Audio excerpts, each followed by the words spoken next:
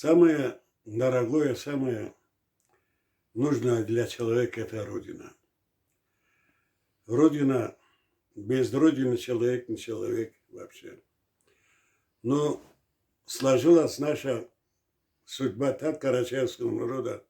Нас лишили Родины в 1943 году и попали в Среднюю Азию. И там не было ни одной ночи, чтобы я во сне не видел свою Родину. Всегда, значит, тянуло к Родине. Каждый сон был связан с Родиной. Никогда там лучшие годы прошли в Средней Азии. Был студентом, был учеником. Но ни одну ночь, ни разу, когда во сне я не видел Среднюю Азию. Это место выселения. Родина человека – это самое нужное, самое Святое. Самое святое. ценное, Да. самое святое. Вот. Кто лишает человека Родины, тот есть фашист. Так, нам проявили фашизм в 1943 году. Это надо признавать и говорить в силу. Вот. Сколько вам лет было, когда вас, как врага народа, 12,5 выселяли отсюда, 12,5 лет. выгоняли, депортировали? 12,5. Это Да. уже же, считай, парень какой, Да, все да. понимающий. Понимал, да. Да. Как вы правы. Говорит, что там в Азии видел, каждый сон, говорит, Там, Родина была в Кавказ. общем, говорили, что бандитов привозят туда. Но карачаевский народ самый трудолюбивый,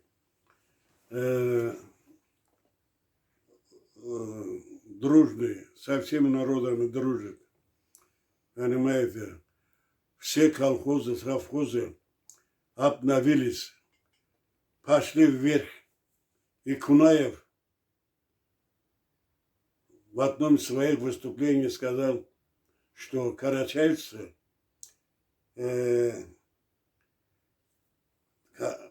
Джан салғалла, Средняя Азия была Казахстана, даже в одном из своих выступлений. Сказал, что вдохновили, да? Да, Душу, они- вдохнули жизнь. новую. они- жизнь.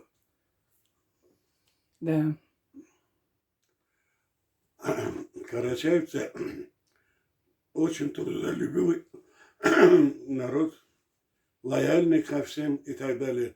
Об этом даже говорил Кунаев, первый секретарь Казахстана. Это самый трудолюбивый, самый хороший народ.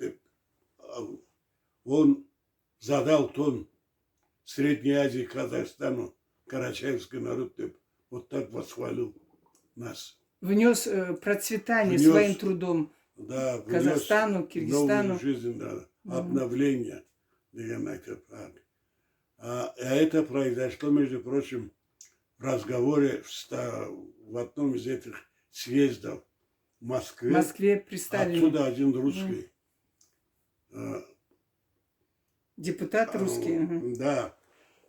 В общем, по традиции плохо отозвался о нас.